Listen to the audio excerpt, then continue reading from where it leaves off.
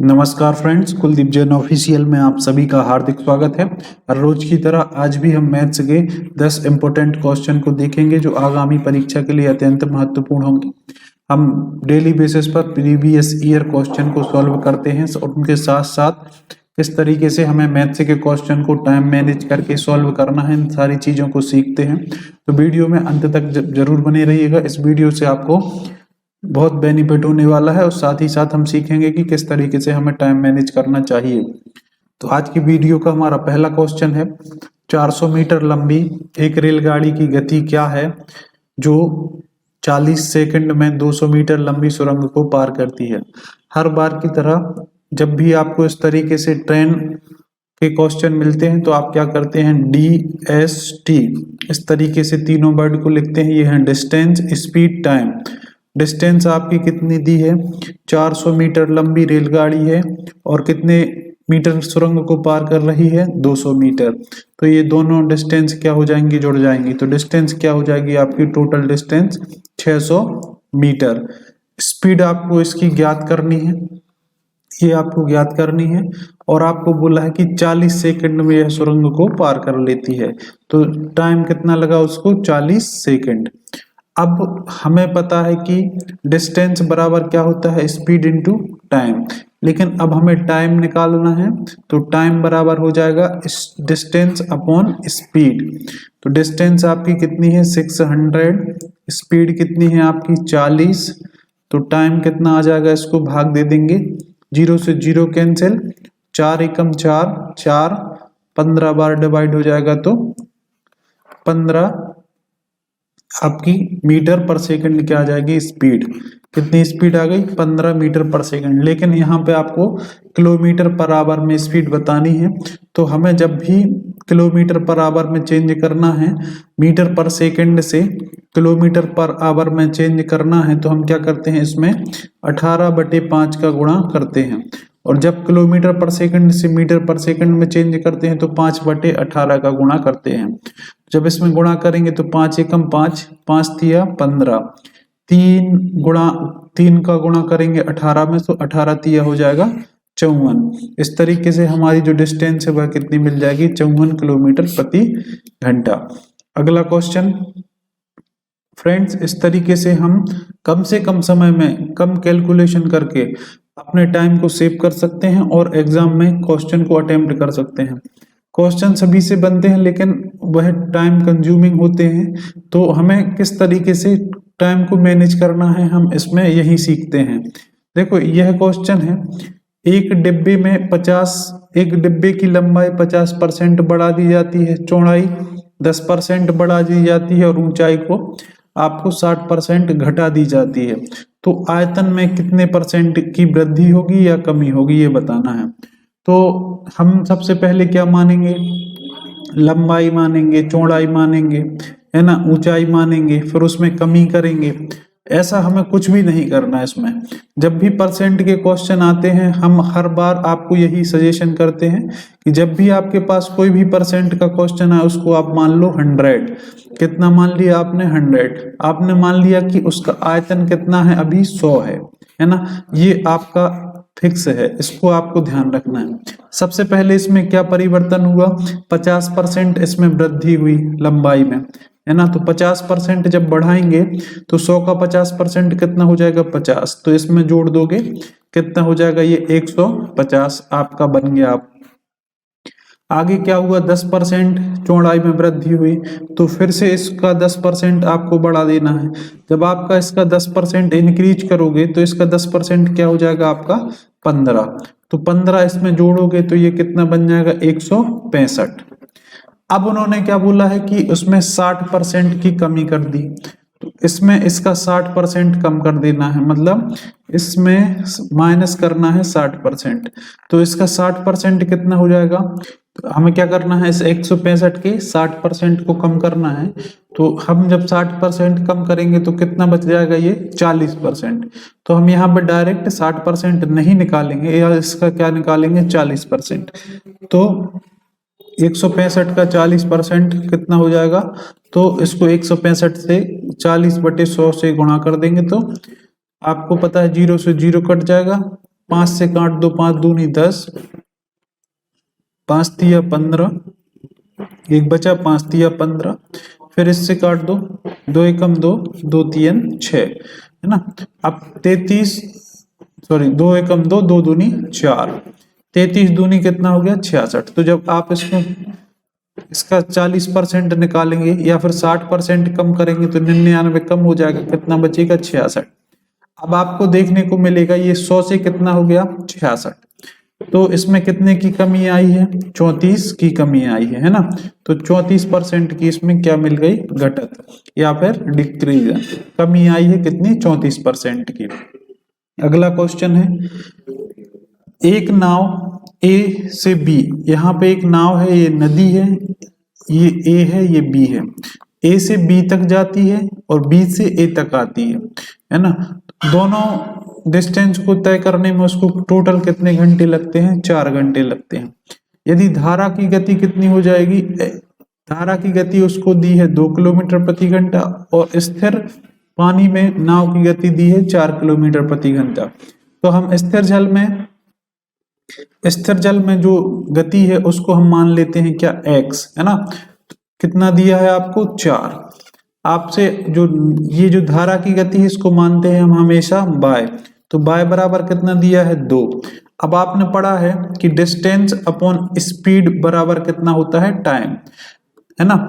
तो distance upon speed बराबर होता है टाइम। इस वाले फॉर्मूले का आपको यूज करना है। देखो उसने बोला है कि यहां से इधर तक जाता है, तो आपको पता है कि जब रिवर में कोई नाव चलेगी, है ना, तो उस नाव की चाल और जो पानी की चाल है वह क्या होती है, जुड़ जाती है जब रिवर की दिशा में चलता है ना। तो जब रिवर की दिशा में चलेगी तो स्पीड क्या हो जाएगी, x प्लस y।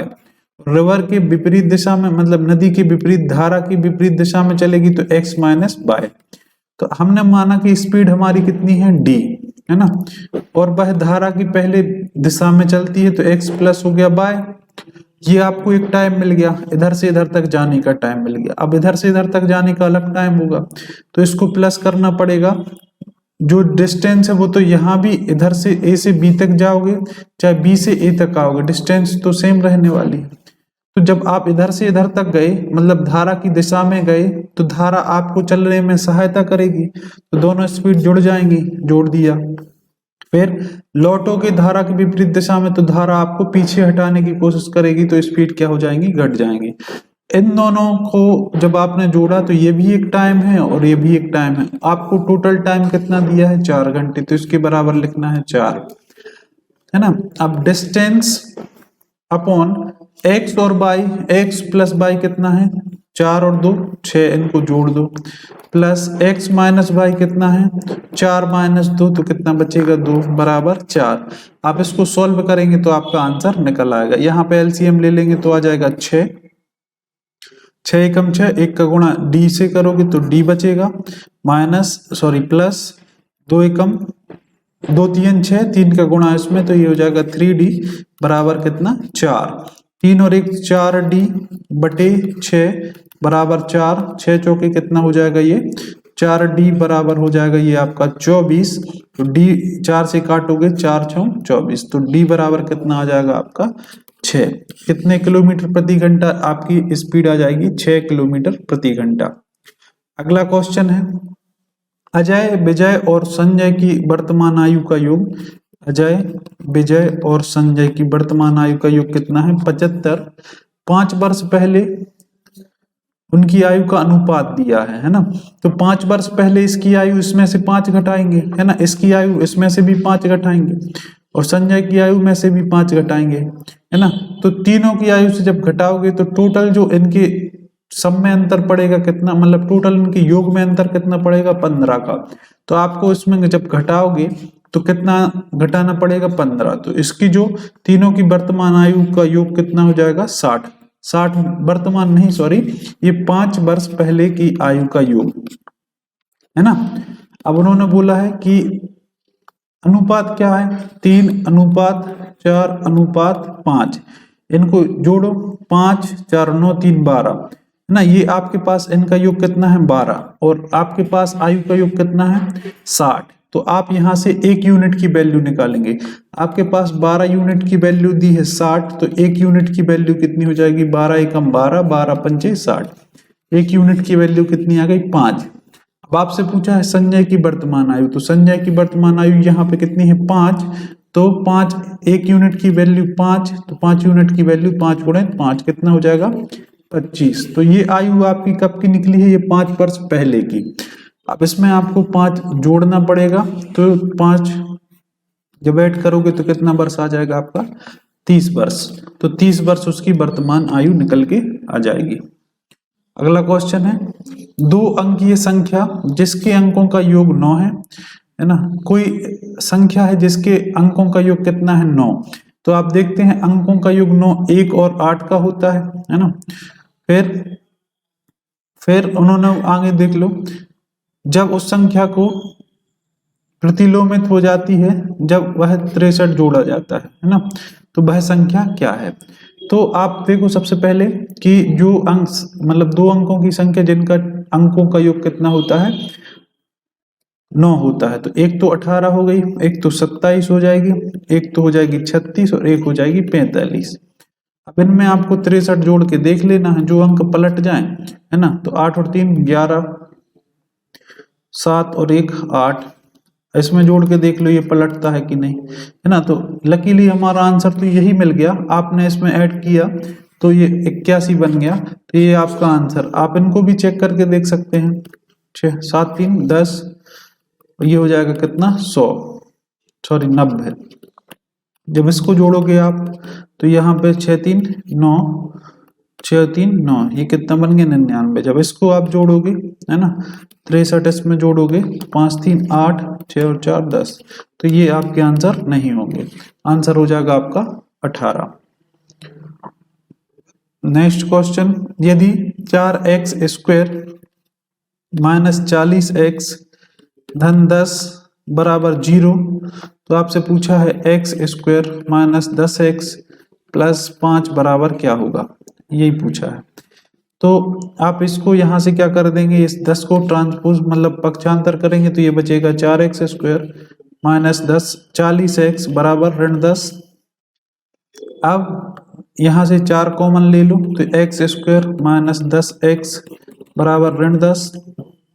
फिर यहाँ से आपको 4 को पक्षांतर कर देना है तो ये बचेगा x स्क्वायर ऋण 10x बराबर ऋण 10 बटे 4। और ऋण 10 बटे 4 क्या होता है?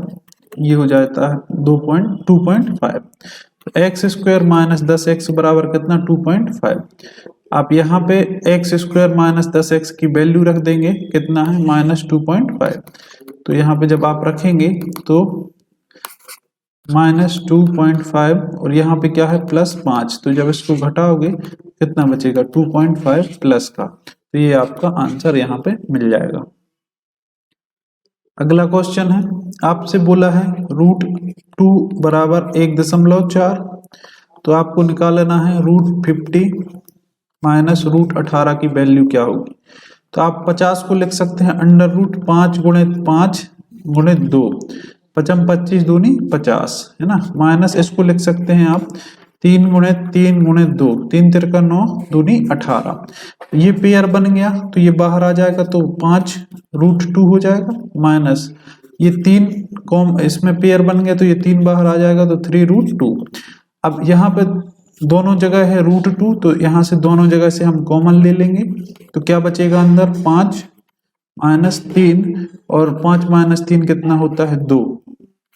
तो आंसर आ जाएगा आपका 2√2। लेकिन आपको √2 की वैल्यू दी है 1.4, इसकी वैल्यू लिख देना है 1.4 इंटू 2, तो 14 दूनी कितना होता है? 28, और बीच में है दशमलव तो दशमलव लगा दिए, ये आपका आंसर आ जाएगा। अगला क्वेश्चन है, 300 रुपये के बराबर राशि प्राप्त करने के लिए मुझे 0.1 गुणित 3000 में क्या जोड़ना चाहिए। तो सबसे पहले तो हम इसको गुणा करेंगे तो ये आपका कितना मिल जाएगा आपको? 300, और जब इसका गुणा करेंगे तो एक अंक के बाद दशमलव, तो ये कट जाएगा, मतलब 300 ही मिल जाएगा। और आपको प्राप्त कितना करना है? 300। तो इसमें कुछ जोड़ने की जरूरत है नहीं, तो इसका आंसर हो जाएगा 0 रुपया, है ना। नेक्स्ट क्वेश्चन है, 5,